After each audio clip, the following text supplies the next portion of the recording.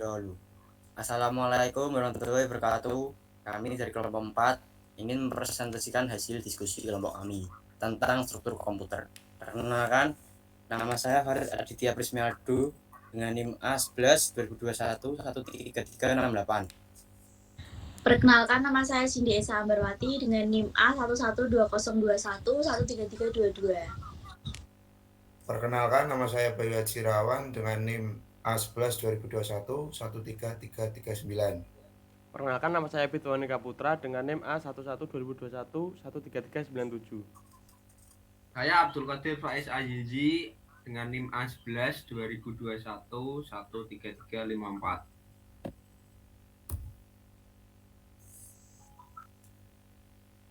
Bagian yang pertama, isi dari struktur komputer.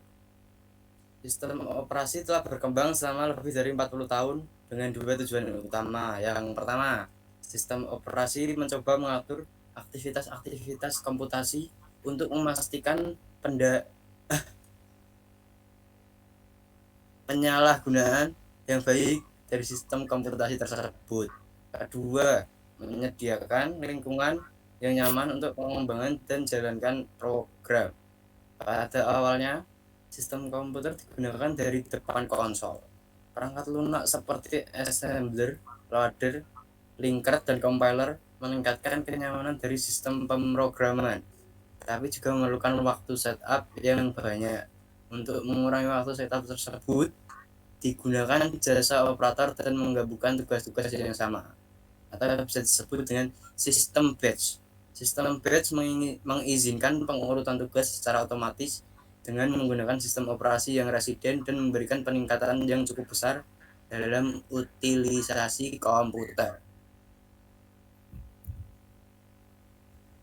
Bagian 2, operasi sistem komputer. Struktur komputer multiguna terdiri dari CPU (Central Processing Unit) serta sejumlah device controller yang dihubungkan melalui bus yang menyediakan akses ke memori. Setiap device controller bertugas mengatur perangkat yang tertentu. Contohnya disk drive, audio device, dan video display. Untuk halaman 3, input device alat masukan adalah perangkat keras komputer yang berfungsi sebagai alat untuk memasukkan data atau perintah ke dalam komputer seperti keyboard dan mouse. Output device alat keluaran adalah perangkat keras komputer yang berfungsi untuk menampilkan keluaran sebagai hasil pengelola data. Keluarannya dapat berupa hard copy, soft copy, ataupun berupa suara. Contohnya printer, monitor, dan speaker. I/O ports. Bagian ini digunakan untuk menerima ataupun mengirim data keluar sistem. Peralatan input dan output di atas terhubung melalui port ini.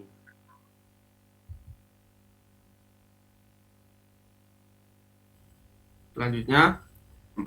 Ada CPU. CPU merupakan otak sistem komputer dan memiliki dua bagian fungsi operasional, yaitu ALU. ALU adalah Arithmetical Logical Unit sebagai pusat pengolahan data dan CPU Control Unit sebagai pengontrol kerja komputer.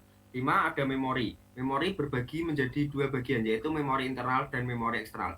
Memori internal berupa RAM, Random Access Memory, yang berfungsi untuk menyimpan program yang kita olah untuk sementara waktu. Dan ROM, Read Only Memory, yaitu memori yang hanya bisa dibaca dan berguna sebagai penyedia informasi pada saat komputer pertama kali dinyalakan. 6. Ada database. Adalah jalur-jalur perpindahan data antar modul dalam sistem komputer. Karena pada suatu saat tertentu masing-masing saluran hanya dapat membawa 1 bit data, maka jumlah saluran menentukan jumlah bit yang dapat ditransfer pada suatu saat. Lebar data bus ini menentukan kinerja sistem secara keseluruhan. Sifatnya bidireksional, artinya CPU dapat membaca dan menerima data melalui data bus ini. Data bus biasanya terdiri atas 8, 16, 32, atau 64 jalur paralel.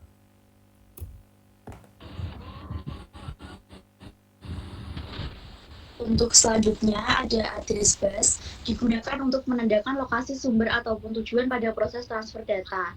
Pada jalur ini, CPU akan mengirimkan alamat memori yang akan ditulis atau dibaca. Address bus biasanya terdiri atas 16, 20, 24, atau 32 jalur paralel. Yang kedelapan ada control bus. Control bus digunakan untuk mengontrol penggunaan serta akses ke database dan address bus. Terdiri atas 4 sampai 10 jalur paralel.